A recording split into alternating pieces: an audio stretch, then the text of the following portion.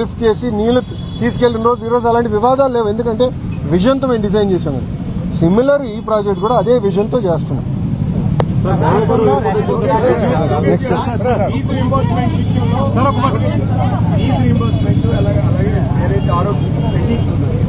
Major sector students కానీ ఎవరైతే విద్యార్థులు ఇబ్బంది పడుతున్నారు, ఈ విషయం పైన నేను ఆల్రెడీ చాలా క్లారిటీ ఇచ్చాను. పిల్లలకి ఫీ రీంబర్స్మెంట్ కి ఎలాంటి సంబంధం లేదు. వాళ్ళు హాయిగెళ్ళి చదువుకోవచ్చు.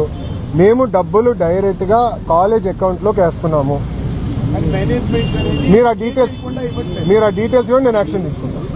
2024 తర్వాత మేము సగం already we have clear, balance also we are going to clear in the next 1-2 months. There is no ambiguity. ఆ డబ్బులు డైరెక్ట్ గా కాలేజ్ అకౌంట్ లోకి మేము వేస్తున్నాం. గతంలాగా పిల్లల్ని కన్విన్స్ చేసి తల్లిదండ్రుల అకౌంట్లు వేసి మళ్ళీ జాయింట్ అకౌంట్ ఇవన్నీ చేయదలుచుకోలేదు. Old mechanism of fee reimbursement ఏదైతే ఉందో ఆ మెకానిజమే మేము కొనసాగిస్తాం.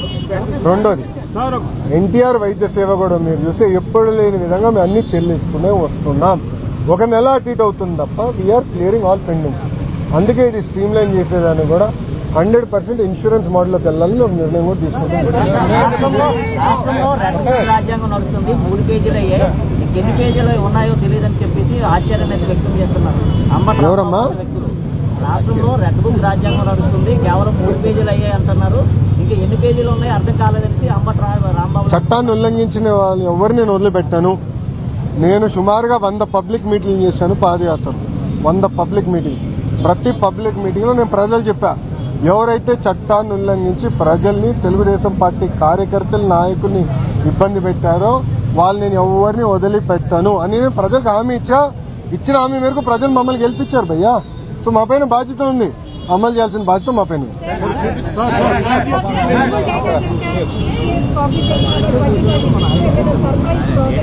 100% ఉంటాయి అమ్మా. నేను చెప్తున్నాను, our vision is very clear.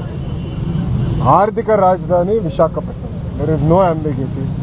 నాడు నేడు ఎప్పుడు అదే నినాదం పైన మేము అందరం కట్టుబడి ఉన్నాం, నిలబడి ఉన్నాం.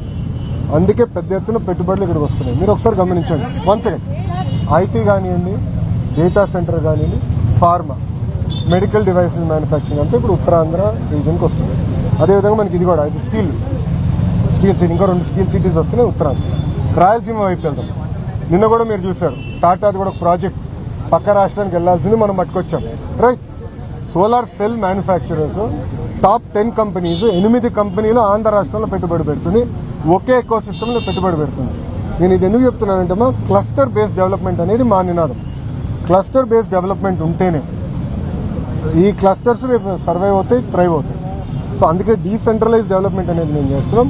అన్ని ప్రాంతాల్ని సమగ్ర అభివృద్ధి చేయాలనేది కూటమి ప్రభుత్వం నినాదం. చెప్పండి sir. 1 second sir, 1 second madam please.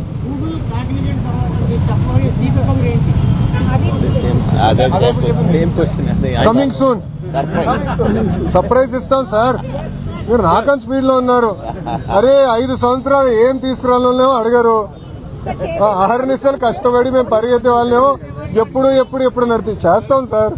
No see but we are very serious. ఇప్పుడు ఒక మాట అండి, ఎప్పుడు రాని విధంగా విశాఖపట్నానికి ఇప్పుడు అటెన్షన్ వచ్చింది.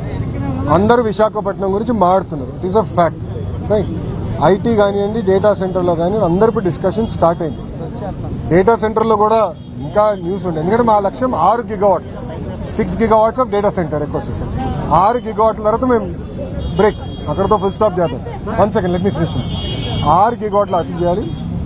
ఐటీలో కూడా నా లక్ష్యం ఏంటంటే టాప్ 100 కంపెనీస్ ఏదైతే వాళ్ళందరినీ విశాఖపట్నం తీసుకెళ్ళి లక్ష్యం పెట్టుకున్నాం, చేసి చూపిస్తాం.